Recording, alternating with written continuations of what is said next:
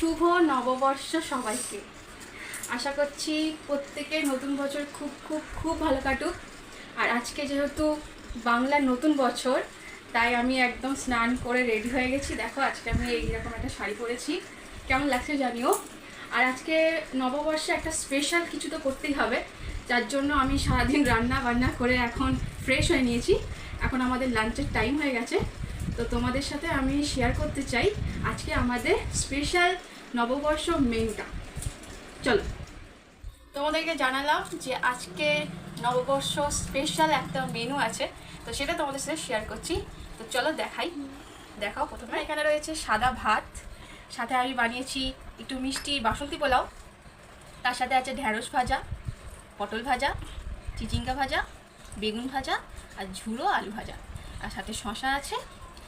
আর এদিকে আমি বানিয়েছি আমার খুব ফেভারিট দই কাতলা। দেখো, এটা পুরো দই কাতলা আমি বানিয়েছি, ভালো লাগে আমার খেতে। আর সাথে আছে গলদা চিংড়ি, এটা পুরো ঝাল করেছি, গলদা চিংড়ি আমি ঝাল বানিয়েছি এটা।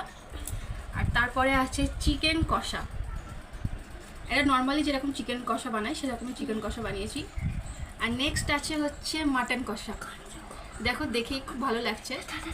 আর তার সাথে আছে আমের চাটনি, পাঁপড়, আর সব থেকে প্রিয় বাঙালির মিষ্টি দই, আমার ভীষণ ফেভারিট।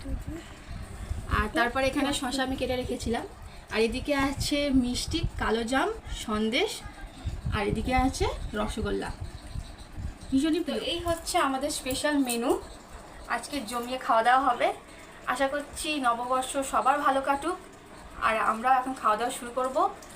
প্রত্যেকে সবাই ভালো থাকবেন, সুস্থ থাকবেন।